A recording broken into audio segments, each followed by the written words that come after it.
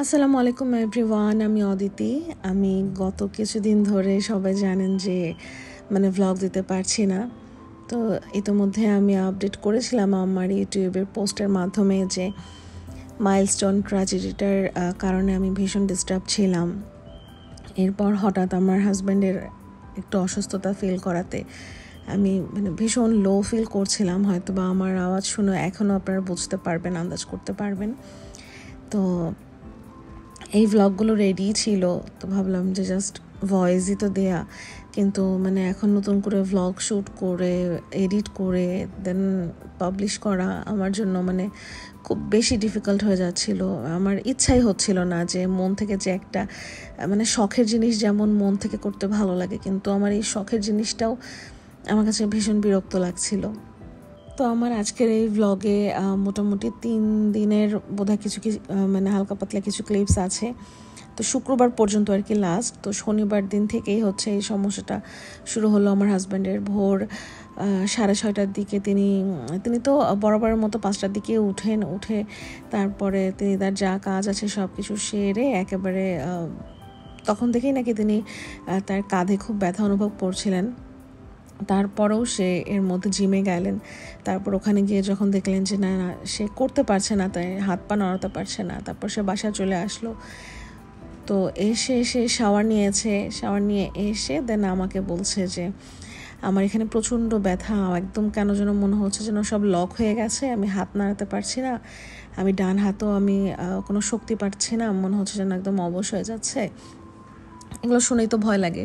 তারপর তাকে বসালাম, তারপর তার গা মুছে দিলাম। এত পেইন যে তিনি তার নিজের গা পর্যন্ত মুছতে পারেননি। তারপরে পাশে বসিয়ে এগুলো সব কিছু ক্লিন করে তারপর তাকে কাপড় পরিয়ে দিলাম। সে নিজে হাতে কোনো কিছুই করতে পারছিল না। তারপরে সে বললো যে আচ্ছা আমি একটু একটা ন্যাপ নিয়ে তারপর দেখি কেমন লাগে। তারপর বললাম আচ্ছা ঠিক আছে, তুমি একটু ন্যাপ নাও। তো সে শুইলো 1 ঘন্টার মতো, একটু ঘুমালো। তারপরে 1 ঘন্টা পর সে জেগে গেল। তারপর প্রচণ্ড ব্যথা ফিল করছে। পরে আমি তাকে বললাম যে ঠিক আছে উঠো, একটু হাঁটাহাঁটি করো, আমি তোমার সাথে আছি।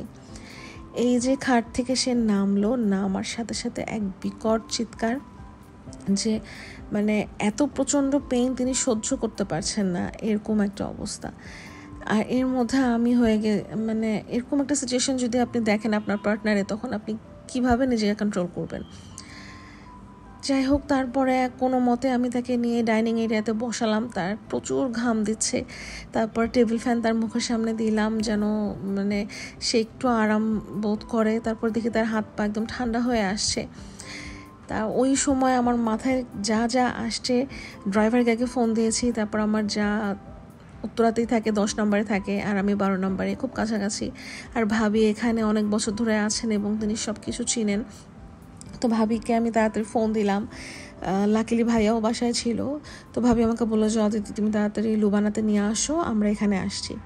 তো লুবানা জেনারেল অ্যান্ড কার্ডিয়াক যেই ইউনিটটা, সেখানে তাড়াতাড়ি করে নিয়ে গেলাম। নিয়ে যাওয়ার পরে বেচারা গাড়ি থেকে সে নামে যে হেঁটে যাবে ওটাও পারছে না। তাড়াতাড়ি করে আমি মনে হয় যেন আমি চিৎকার দিয়ে বললাম যে হুইল চেয়ার লাগবে তাড়াতাড়ি। তারপরে ওখান থেকে তাড়াতাড়ি হুইল চেয়ার দিয়ে তাকে নিলাম হসপিটালে, ইমার্জেন্সিতে ঢুকালাম। তারপরে ডিউটি ডক্টর যিনি ছিলেন তাকে সমস্ত কিছু এক্সপ্লেইন করলাম। তিনি বুঝে ব্যাপারটা তিনি বললেন যে মাসেলে সম্ভবত কোনো টান লেগেছে। তারপর যাই হোক, প্রচণ্ড পেইন, আমার বরের 2 চোখ দিয়ে তো খালি পানি আর পানি পড়ছে, তিনি সহ্যই করতে পারছেন না, এরকম একটা অবস্থা। এরপর আমাকে কিছু মেডিসিন দিয়ে বললেন যে একটা কাগজ দিয়ে বললেন যে ফার্মাসি থেকে এগুলো নিয়ে আসেন। আমি তাড়াতাড়ি করে যে এগুলো নিয়ে আসলাম। তারপর 3-4 না 5 রকমের ইনজেকশন আমার হাজব্যান্ডকে পুশ করা হলো। তারপরেও তার ব্যথা কমছে না, এত সিভিয়ার পেইন। এরপরে একটু স্টেবল হওয়ার পরে তখন তিনি কিছু টেস্ট দিলেন, ডক্টর বললেন যে এগুলো করিয়ে নিয়ে আসেন, আর একটা এক্সরে দিলেন। তো উনি বলেছিলেন যে আগে টেস্টগুলো করান, সন্ধ্যা তার কিছু মেডিসিন দিয়ে দিয়েছেন, বললেন যে এগুলো দুপুর থেকে শুরু হবে, আর সন্ধ্যা পর্যন্ত যদি এমনই অবস্থা থাকে তাহলে আবার একটা এক্সরে করে ডিউটি ডক্টরকে দেখাবেন। তো আমার হাজব্যান্ড বলছে যে না আমি এখনই এক্সরে করবো, আমি সন্ধ্যা পর্যন্ত থাকতে পারবো না, সে পুরো ব্যস্ত হয়ে গেছে। তারপর তাকে আমি আবার ওখানে এক্সরে করায় তারপরে রিপোর্টটা আবার রিপোর্ট তো না, জাস্ট ফিল্মটা নিয়ে তাকে দেখানো হলো। তো তিনি ইনিশিয়াল বললেন যে এক্সরে দেখে তো তেমন কোনো কিছু বোঝা যাচ্ছে না বা ধরা পড়ছে না, তো যাই হোক, আপনি টেস্টগুলো করেন, টেস্টের রিপোর্টগুলো আসলে বোঝা যাবে।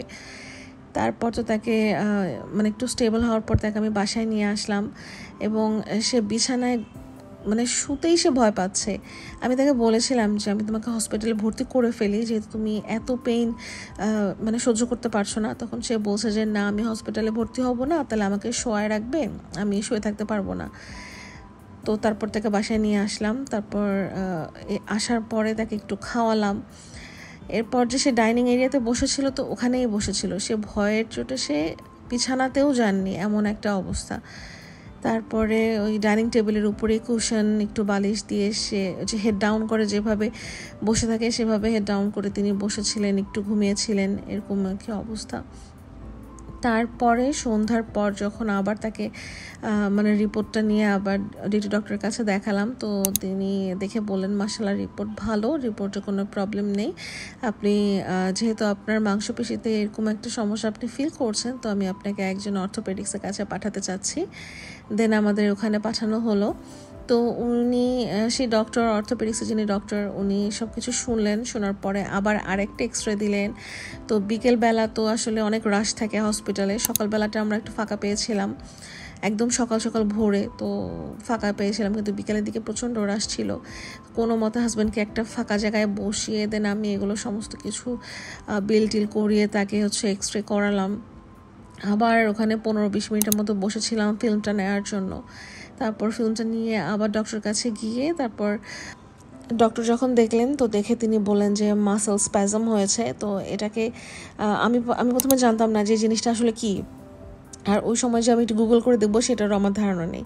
তারপরে ডক্টর এক্সপ্লেইন করলেন যে এটা থেকে মাংসপেশিতে টান লাগা বা একটা চাপ লাগা বা একটু চাক ধরে থাকা বা জমাট বেঁধে থাকা, এরকম বোঝায় আর কি।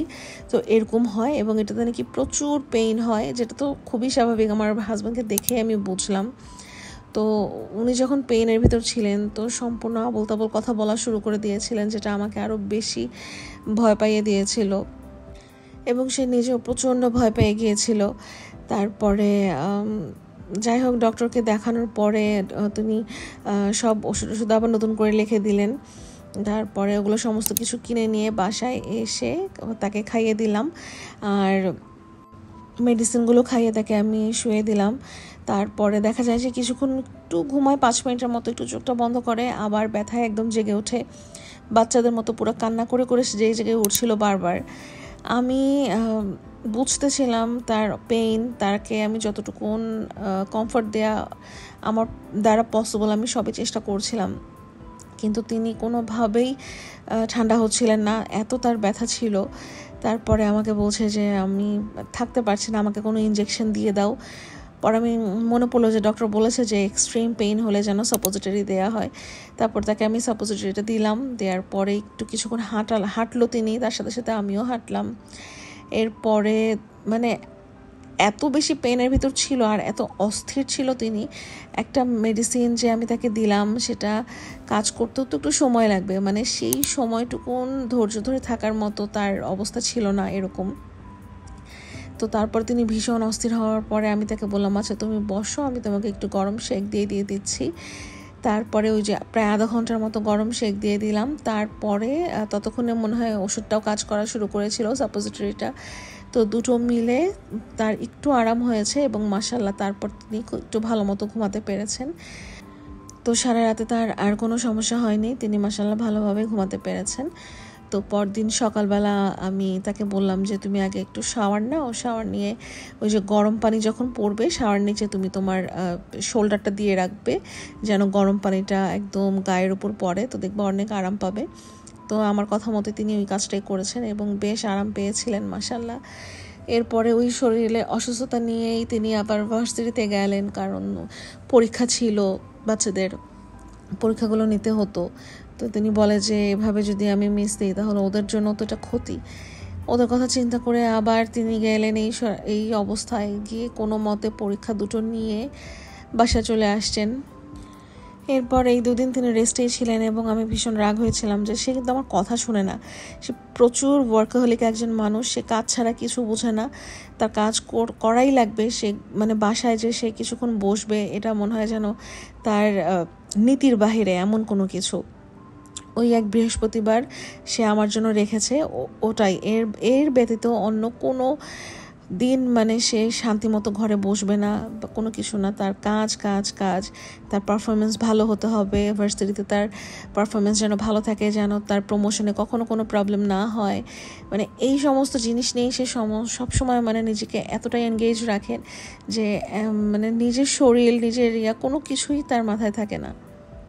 আর এই যে তার মাসেল স্প্যাজমটা হলো, এটা কিন্তু অতিরিক্ত ব্যায়ামের কারণেও হয়। এবং তিনি প্রতিদিন আল্লাহ 30টা দিন তিনি জিম করেন, মানে কোনো দিনও মানে সে একদিনও ব্রেক নেন না, এমন একটা অবস্থা। তো ভোরবেলা উঠে জিম থেকে এসে কোনো মতে খেয়ে গোসল করে রেডি হয়ে দৌড়। মানুষ যে একটু আস্তে ধীরে বসে একটু রিল্যাক্স করে সব কিছু করে এরকম না, তার জীবনটা হচ্ছে পুরো মানে রোবটের মতো, একদম মেশিনের মতো। মেশিন যেমন ননস্টপ চলে, এই লোকটা এইভাবেই আসলে সব কিছু চালাচ্ছিল। তো এই যে হঠাৎ করে অসুস্থ হয়ে পড়লো, এখন একটা তার শিক্ষা হয়েছে এবং সে বেশ ভয় পেয়ে গিয়েছিল। তো গত রাতেও সে আমার হাত ধরে কান্নাকাটি করছিল আর বলছিল আমি অনেক ভয় পেয়ে গিয়েছিলাম। তখন তাকে আমি বোঝালাম যে অতিরিক্ত কোনো কিছুই ভালো না, কোনো কিছু না। এই যে তুমি মনে করো যে ব্যায়াম করছো তাহলে তুমি ফিট থাকবা, এই সেই, কিন্তু এটা কিন্তু আসলে না। নিজের শরীরকেও একটু সময় দিতে হয়। নিজের শরীর তো একটা মেশিনের মতো, একটা মেশিন যদি তুমি দিন-রাত 24 ঘন্টা চালিয়ে রাখো তাহলে সে মেশিনের লঞ্জিভিটি কি থাকবে না। তো নিজের শরীরটাও হচ্ছে সেরকম, শরীরে যেমন চালানো উচিত তেমনি এটাকে রেস্টও দেওয়া উচিত। এভাবে শরীরের উপর জুলুম করা কখনোই উচিত না। তো মানে এখন যতদূর দেখে বুঝতে পারছি যে না, তিনি আমার কথা বুঝতে পেরেছেন বা এখন হয়তো বা আগের মতো ওরকম করবেন না, হোপফুলি, আল্লাহ ভরসা।